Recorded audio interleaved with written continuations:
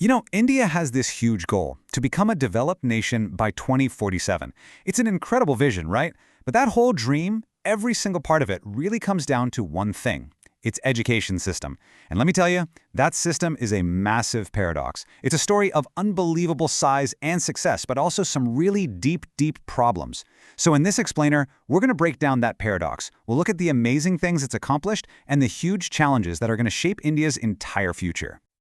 All right, let's just jump right in. To really get this story, you have to wrap your head around the scale.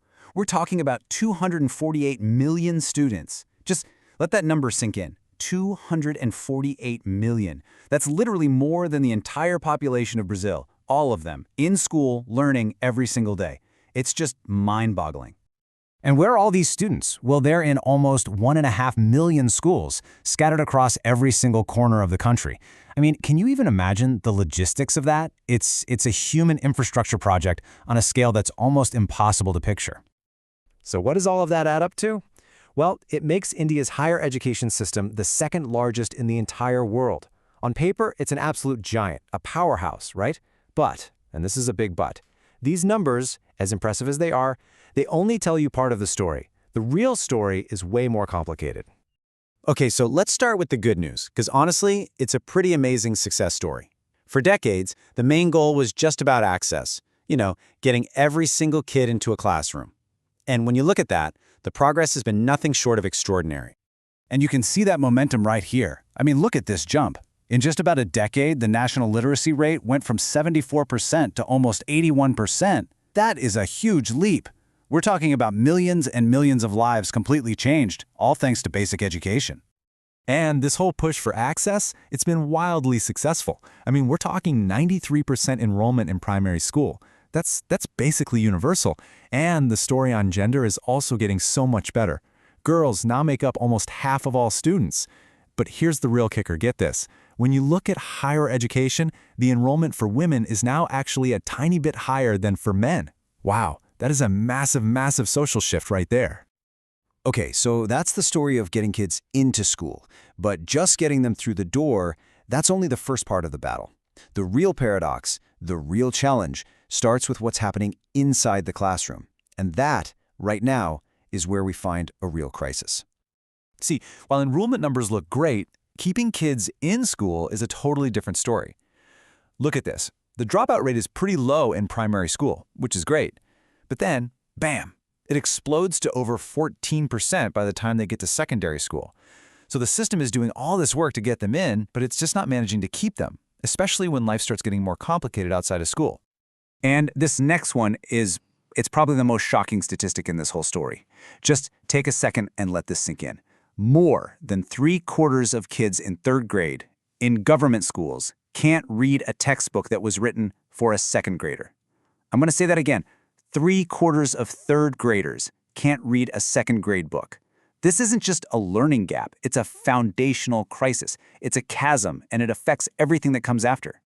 And when you dig a little deeper, you find another layer to this crisis, a huge quality gap.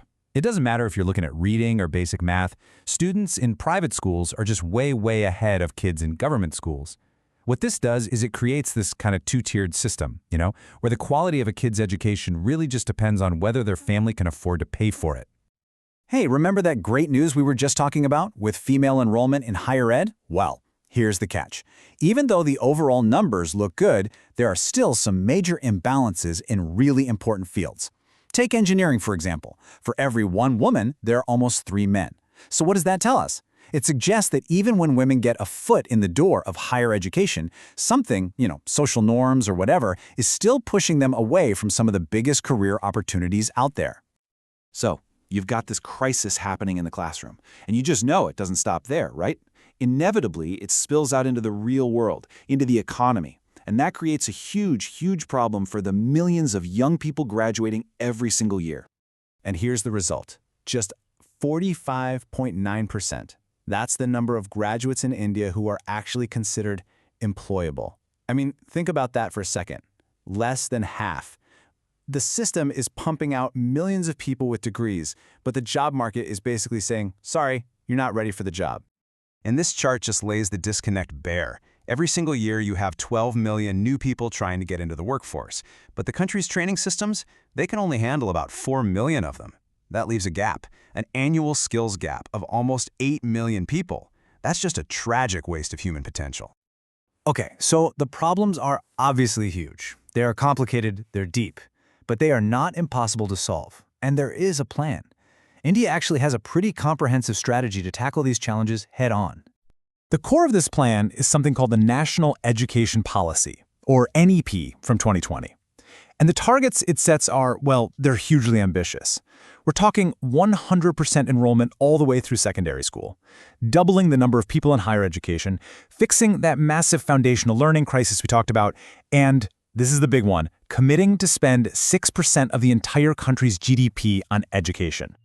And this isn't just a bunch of promises on paper. We're actually seeing programs out there in the real world getting results. There's this thing called Project SAFE, and it's improved learning by up to 30% in the states where it's running. And the Nipun Bharat mission? It's going right after that foundational literacy problem by training teachers. So, you can see signs that this giant ship is slowly starting to turn. Which brings us to the final, and maybe the most important piece of this whole puzzle. All these amazing, ambitious plans, well, they need an equally ambitious amount of money to make them happen. It all comes down to the investment. So how does India's spending actually compare to the rest of the world? Well, right now it's at 4.3% of GDP.